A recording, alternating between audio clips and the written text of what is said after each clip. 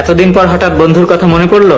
একটা বিপদে পড়ে এসেছি বন্ধু, তোকে সাহায্য করতে হবে। হ্যাঁ, অবশ্যই সাহায্য করার মতো হলে অবশ্যই করব। তার আগে তুই কথা দে সাহায্য করবি। আরে না জেনে না শুনে কিভাবে কথা দেই বলতো বন্ধু? তুই আগে বল, শুনে দেখি। তোর কাছে একটা জিনিস আমানত রাখতে এসেছি। তুই আমার বন্ধু, তুই নিশ্চিন্তে আমার কাছে তোর আমানত রেখে যেতে পারিস। ইনশাল্লাহ আমি তোর আমানতের খেয়ানত করব না। বন্ধু, ওর নাম নাবিলা। আসসালামু আলাইকুম। ওয়ালাইকুম আসসালাম। বন্ধু, নাবিলা আমার গ্রামের মামাতো বোন, খুব ভালো একটা মেয়ে। আজকে আমার সাথে ঢাকাতে এসেছে। কিন্তু এসব কথা তুই আমাকে কেন বলছিস?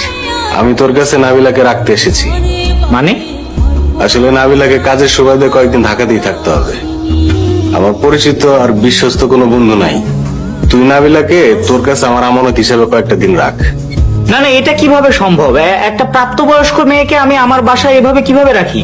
বন্ধুত্বের দাবি নিয়ে তোর কাছে এসেছি, তুই আমাকে নিরাশ করিস না বন্ধু। আমার এই মামাতো বোনকে তোর কাছে কয়েকটা দিন রাখ, আমি কথা দিচ্ছি কয়েকদিন পরে এসে আমি নিয়ে যাব। কিন্তু কোনো কিন্তু না, তুই কিন্তু একটু আগেই বলেছিলি আমার আমানত তুই যত্ন সহকারে রাখবি, আমানতের খেয়ানত করবি না। তাই বলে একজন মানুষ কিভাবে আমানত হয়? বন্ধু হিসাবে এই উপকারটা কর বন্ধু। নাবিলাকে তোর কাছে আমার আমানত হিসাবে রাখ, আমি নিরুপায় বন্ধু।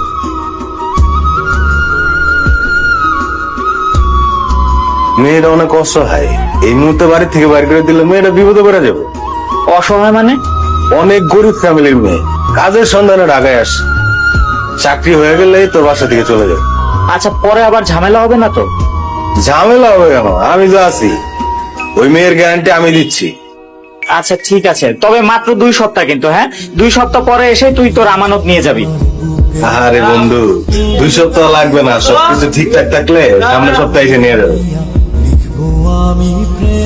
আচ্ছা দেখ বন্ধু, আমাকে আবার বিপদে ফেলিস না কিন্তু। বন্ধু তুই নিশ্চিন্তে থাক। এটা গেস্ট রুম হিসেবে ব্যবহৃত হয়। আজ থেকে আপনি এখানে থাকবেন। এই বাড়িতে আর কেউ থাকে না? আর কে থাকবে? আমি তো একা মানুষ, একাই থাকি। আপনার বাবা মা? বাবা মা 3 বছর আগে রোড অ্যাক্সিডেন্টে মারা গেছে। সরি। আর আপনার স্ত্রী? যেহেতু বিয়ে করিনি সেহেতু স্ত্রী থাকার নিশ্চয় কথা না। ফরিদ আমাকে কোথায় রেখে গেল? এই বাড়িতে আপনি আর আমি একাই থাকবো? না না, এই নিয়ে আপনি একদমই চিন্তা করবেন না। আমার কাছে আপনি সম্পূর্ণ নিরাপদেই থাকবেন। তাই বলে একটা বাসায় শুধু আপনি আর আমি? বুয়া অবশ্য একজন আছে, সে সকালে আসে, তারপরে রান্না বান্না ঘরে কাজকর্ম করে বিকেলে আবার চলে যায়। আগামীকাল বুয়া এসে আমাকে দেখে ফেললে বিপদ হয়ে যাবে। না না, কিছু হবে না, আমি বুঝিয়ে বলে দেবো। আমি থাকাতে মনে হয় আপনার ঝামেলা হয়ে গেল, তাই না? কিসের ঝামেলা? ফরিদা আমার বন্ধু, ওকে উপকার করতে পারলে তো আমারই ভালো লাগবে। সারাদিন জার্নি করে আমি অনেক টায়ার্ড। আপনি যদি কিছু মনে না করেন তাহলে। না, আমি বুঝতে পেরেছি। আপনি তাহলে ফ্রেশ হন, ফ্রেশ হয়ে রেস্ট করুন। আর কিছু লাগলে আমাকে জানাতে একদমই দ্বিধাবোধ করবেন না। আমি আছি। হ্যাঁ, আচ্ছা আপনি কি এখনই ডিনার করবেন নাকি এশার নামাজ পড়ে খাবেন? আমার নামাজ পড়ার অভ্যেস নেই। সে কি, আপনি নামাজ পড়েন না? একেবারে পড়ি না তা না, মাঝে মধ্যে পড়ি। আজ অনেক টায়ার্ড, তাই পড়তে ইচ্ছে করছে না। দেখুন, নামাজ হচ্ছে আল্লাহ তাআলার আদেশ এবং এটি ফরজ। কোনো অবস্থাতে এটি বাদ দেওয়ার বা ত্যাগ করার অবকাশ নেই। আর আপনি 5 ওয়াক্ত নামাজ পড়ুন, দেখবেন আল্লাহ তাআলা আপনার সমস্ত বিপদ আপদ দূর করে দেবেন। আপনি তো 5 ওয়াক্ত নামাজ পড়েন, তাহলে আপনি কেন বিপদে পড়লেন? আমি আবার কখন কিসের বিপদে পড়লাম? এই যে কথা নাই বার্তা নাই, হুট করে ফরিদ আমাকে আপনার এখানে রেখে গেল, এটাও তো একটা বিপদ, তাই না?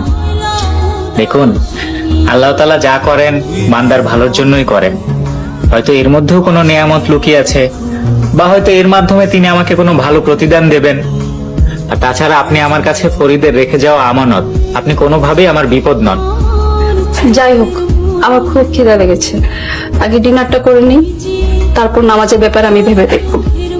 আচ্ছা তাহলে আমাকে একটু সময় দিন, আমি খাবারটা গরম করে নিয়ে আসি। প্রেমে মন মজাইয়া